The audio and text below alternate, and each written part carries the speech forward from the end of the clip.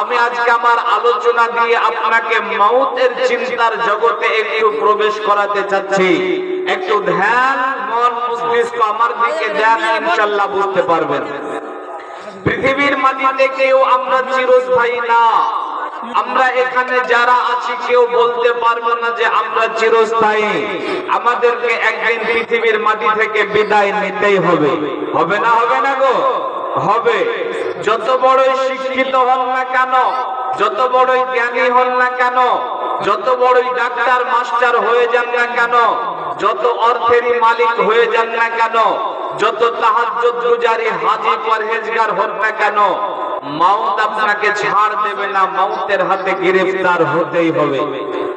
যদি কোন দিক দিয়ে শ্রেষ্ঠ এই কারণে মরবে না এমনটা হতো, আবারও বোঝেন, কোন দিক দিয়ে শ্রেষ্ঠ এই ব্যক্তি ইবাদত করে অনেক, শ্রেষ্ঠ ইবাদতকারী যার জন্য মরবে না, শ্রেষ্ঠ ইবাদতকারীরা মরে না, এইরকম যদি হতো তাহলে পৃথিবীর মাটি থেকে মুহাম্মদুর রাসূলুল্লাহ সাল্লাল্লাহু আলাইহি সাল্লাম কোনদিন মরতেন না।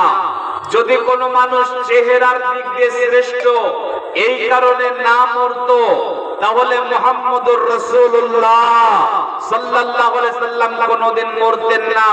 তার কারণ শ্রেষ্ঠ চেহারার দিক দিয়ে ছিলেন আমার নবী জনাবে মুহাম্মদুর রাসূলুল্লাহ সাল্লাল্লাহু আলাইহি সাল্লাম। পৃথিবীতে যত মানুষ এসেছিলেন এর মধ্যে শ্রেষ্ঠ মহামানব হচ্ছেন মুহাম্মদুর রাসূলুল্লাহ, তাই না ভাই? কথা বলেন। আজকে আমার নবীর চরিত্র নিয়ে পৃথিবীর মাটিতে কিছু মুরতাদ, কিছু নাস্তিক, কিছু পিতামাতার অবৈধ সন্তান, কিছু জারদ সন্তান, কিছু নরদামার কীট আছে যারা আমার নবীর চরিত্র নিয়ে কটু মন্তব্য করে না? করে না? বাংলাদেশের তাসলিমা নাসরিন নরদামার কীট, বাপ মায়ের পরিচয় নাই, জারদ সন্তান।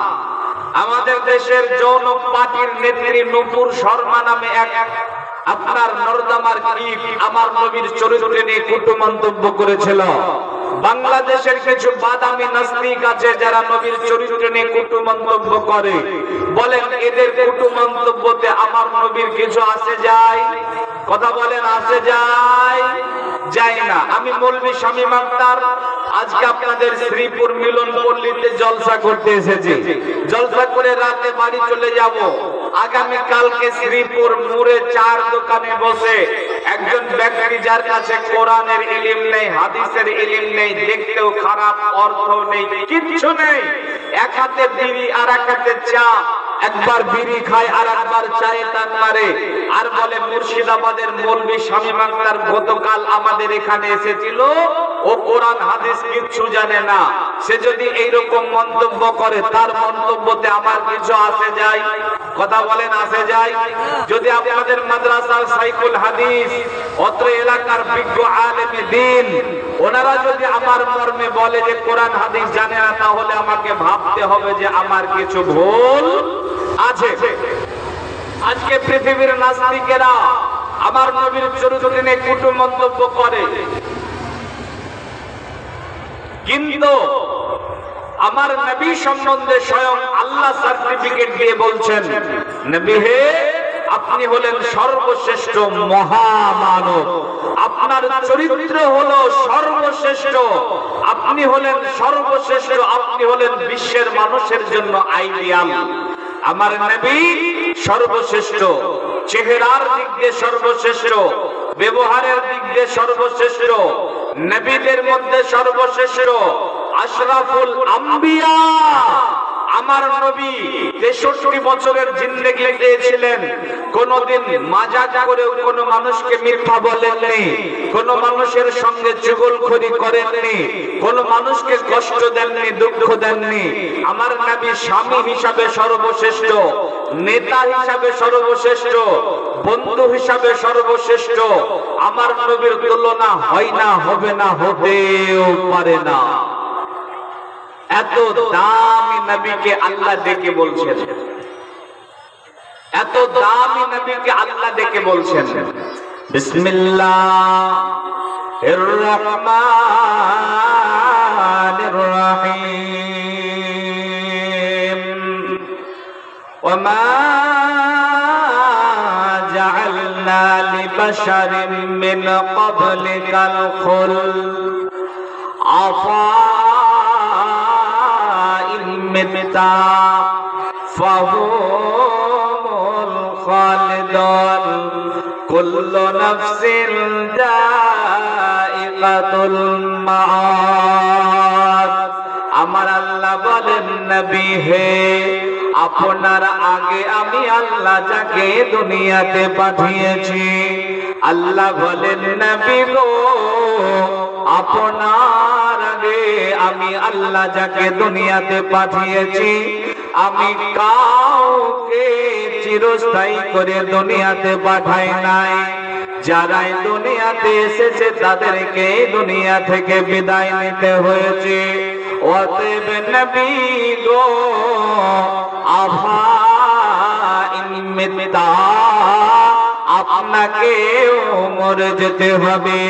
আমার আল্লাহ নবীকে ডেকে বলছেন, নবী গো, আপনাকে মরে যেতে হবে। আমার আল্লাহ নবীকে ডেকে বলছেন, নবী গো, পৃথিবীর মাটিতে আপনিও চিরস্থায়ী না। অতএব নবী গো, যদি আপনাকে পৃথিবীর মাটি থেকে বিদায় নিতে হয়, আপনার উম্মত কি ভেবেছে তারা চিরস্থায়ী দুনিয়াতে থাকবে? আপনি তাদেরকে জানিয়ে দিন, কুল্লু নাফসিন যায়িকাতুল মাউত, মাউতের হাতে গ্রেফতার হতে হবে। এর নবীর উম্মতের দল, আল্লাহর গোলামেরা ভালো করে শ্রবণ করে নেন। আমার নবী শ্রেষ্ঠ হওয়ার পরেও দুনিয়ার মাটিতে চিরস্থায়ী থাকতে পারেন নাই, তিনাকে পৃথিবীর মাটি থেকে বিদায় নিতে হয়েছে। অতএব ও নবীর উম্মত, আমরা কেউ দুনিয়াতে থাকতে পারবো না, আমাদেরকে পৃথিবী থেকে বিদায় নিতে হবে। আমার আল্লাহ বলেন, আইনামা তাকুনু ইদরিকুমুল মাউত ওয়ালাউ কুনতুম ফি বুরুদিন মুশাইয়াদা। আল্লাহ বলেন, বান্দারে, মাউতের হাত থেকে তুমি কোথায় পালাও, কোথাও গিয়ে তুমি বাঁচতে পারবে না রে বান্দা। যদি তুমি সুদৃঢ় প্রাচীরের মধ্যে লুকিয়ে থাকো, সীসা ডালা প্রাচীরের মধ্যে লুকিয়ে থাকো, যদি তুমি লোহার বাক্সতেও লুকিয়ে থাকো রে বান্দা, যখন তোমার সময় হয়ে যাবে তখন তোমার কাছে মালাকুল মাউত উপস্থিত হয়ে যাবে। হঠাৎ করে তোমার একদিন এমন হবে, মাউতের হাতে তুমি গ্রেফতার হবে। ডাক্তার মশাই সেদিন হয়ে নিরুপায়, কবে তবু ভাই বন্ধু মাতা ও পিতায় শেষে দেখা করে নাও সবে একবার। নারী ডুবে গেলে রোগী বাঁচিবে না আর, আত্মীয় স্বজন যাবে এ কথা শুনিয়া, হুলস্থুল পাকাইবে কাঁদিয়া কাঁদিয়া।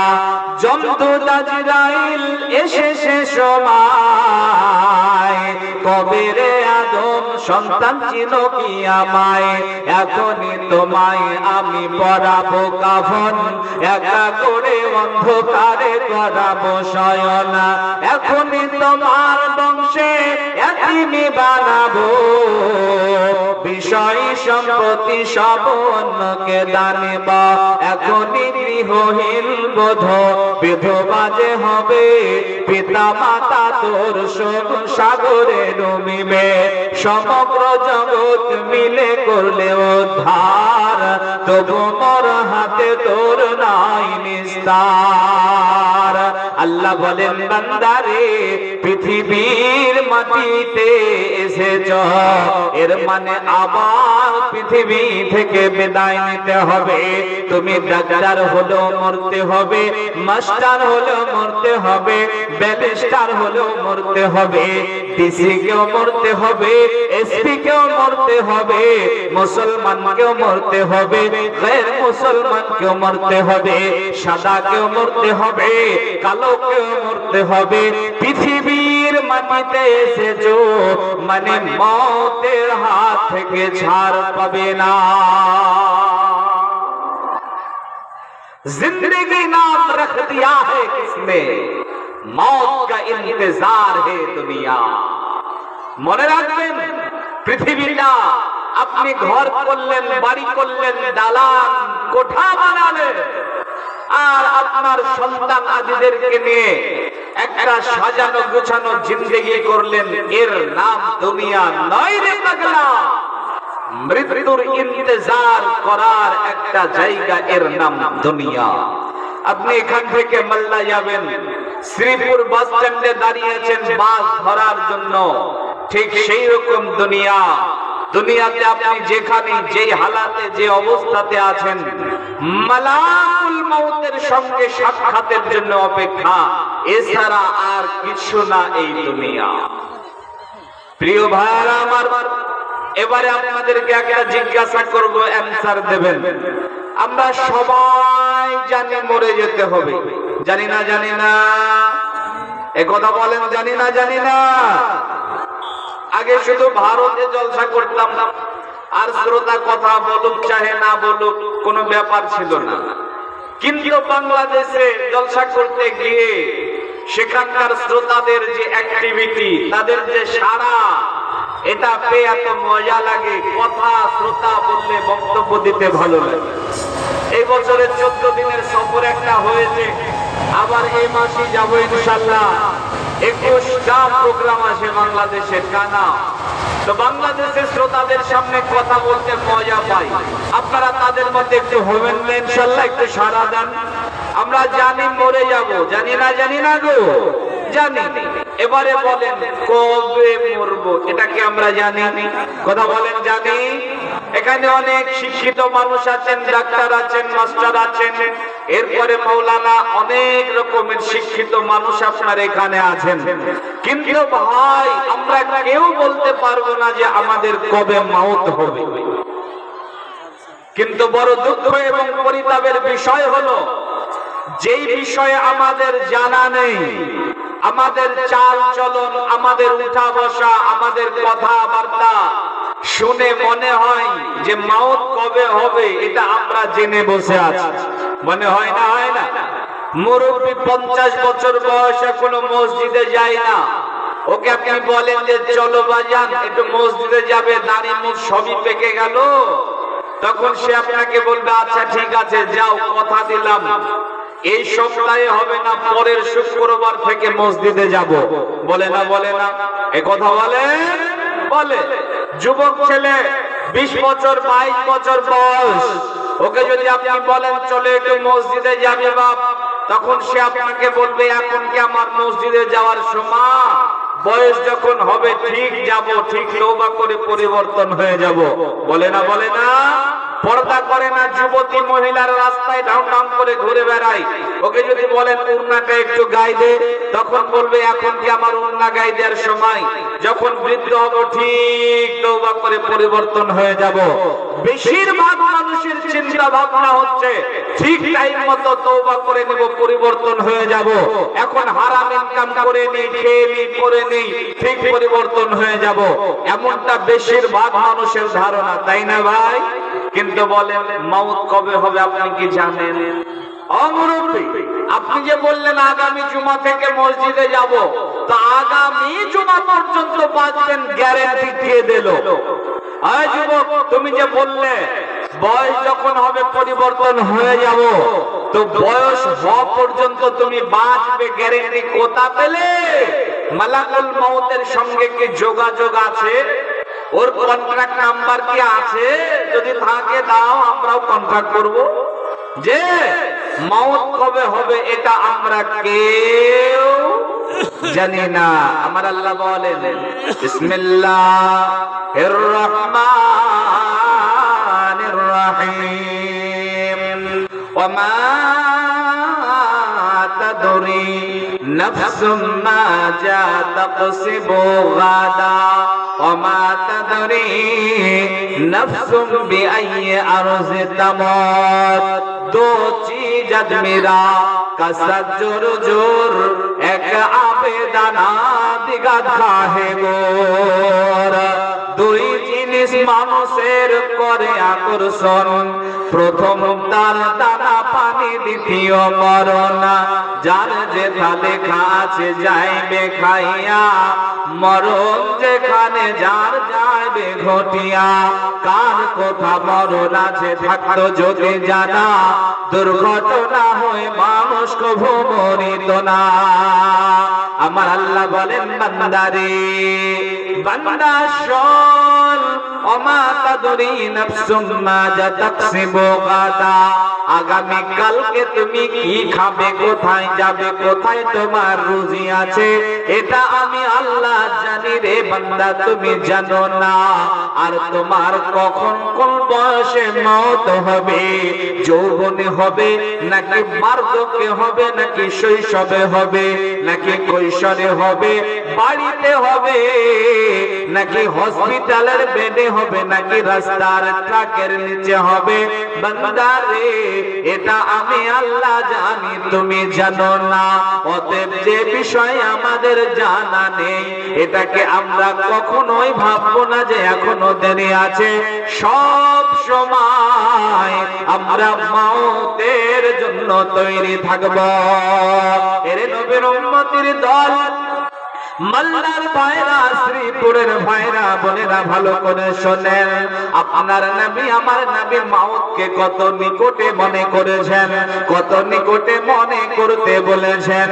ইবনে ওমর রাদিয়াল্লাহু তাআলা আনহু قال আখাজা রাসূলুল্লাহ সাল্লাল্লাহু আলাইহি ওয়াসাল্লাম বিমাজিন জাসাদিন ফাকাল কুন ফিদ দুনিয়া كأنك غريب أو عابر سبيل وعد نفسك من أهل القبور। বন্ধুরে আমার, ইবনে ওমর রাদিয়াল্লাহু তাআলা আনহু বলছেন, আখাজা রাসূলুল্লাহ সাল্লাল্লাহু আলাইহি ওয়াসাল্লাম বিমাজিন জাসাদিন, কোন একদিন আল্লাহর নবী আমার নিকটে চলে এলেন।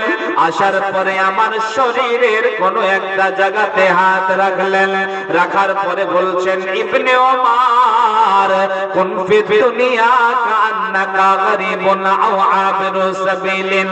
ইবনে ওমর রে, যতদিন তুমি পৃথিবীতে বাঁচবে নিজেকে মুসাফির মনে করবে।